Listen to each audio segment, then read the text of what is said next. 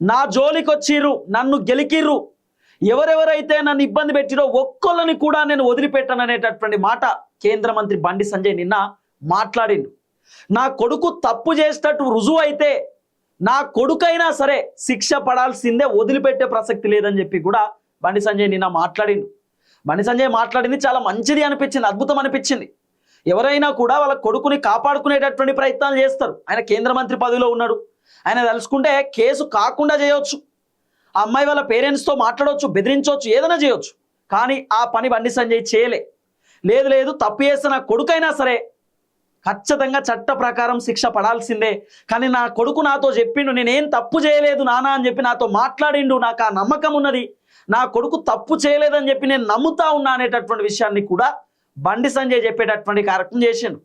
అట్లనే ఎమోషన్ అవుతూ నన్ను క్షమించండి, నేను నా కొడుకుకు టైం ఇవ్వలేకపోయినా, నేను పొద్దుగాల లేస్తే ప్రజల్లో ఉన్నా, ప్రజలే నా కుటుంబం అనుకున్నా, మీరే నా అన్నదమ్ములు అనుకున్నా, మీరే నా అక్కచెల్లెలు అనుకున్నా, నాకే కష్టం ఉన్నా మీతో చెప్పుకున్నా, మీకే కష్టం ఉన్నా నాతో చెప్పుకున్నారు. కానీ ఏ రోజు మా కుటుంబ సభ్యులకు నేను టైం ఇవ్వలేదు, నా కొడుకుతో నేను ఎప్పుడు చక్కగా మాట్లాడలేదు. నా కొడుకు ఇదంతా చూస్తుంటే నాకు బాధ అనిపిస్తుంది. నా కొడుకుని ఒక క్రిమినల్ లాగా చూస్తున్నారు, నా కొడుకు ఏదో తప్పు చేసినట్టు చూస్తూ ఉన్నారు. నా కొడుకు నాతో చెప్పిండు, ఆ అమ్మాయి నాకు జస్ట్ ఫ్రెండ్ మాత్రమే నాన్న, మేము విడిపోయినామని చెప్పి నాతో మాట్లాడిండు తప్ప అంతకు మించి ఏమీ లేదు నా కొడుకు నాతో చెప్పింది అని చెప్పి నేను బండి సంజయ్ మాట్లాడేటటువంటి కార్యక్రమం చేసిండు. వాళ్ళ కొడుకు చెప్పిండట, లేదు జస్ట్ మేము ఫ్రెండ్స్ మాత్రమే, ఆ అమ్మాయిని నేను ఏమి ఇబ్బంది పెట్టలేదు, కావాలనే నా పైన అట్లా చేస్తూ ఉన్నారు అని చెప్పి బండి సంజయ్ కొడుకు బండి సంజయ్తో చెప్పిండట. నిన్న సంజయ్ అన్న అదే విషయాన్ని ఆయన మీటింగ్లో మాట్లాడేటటువంటి కార్యక్రమం చేసిండు. నిన్న చాలా ఎమోషన్ అయ్యిండు.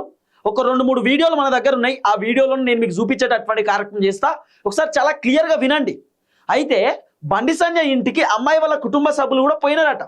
పోయి బండి సంజయ్తో మాట్లాడితే సంజయ్ అన్న చెప్పిండట, నేను కేంద్ర మంత్రిని, మీరు ఏమనుకుంటున్నారు, మీ అమ్మాయి ఎంతమందితో తిరిగిందో నాకు తెలియదు, నేను మాత్రం మా కొడుకుని మీ అమ్మాయికి ఇయ్యను, మీ అమ్మాయి మా ఇంటికి రాకూడదు, మీరు వెళ్ళిపోండి.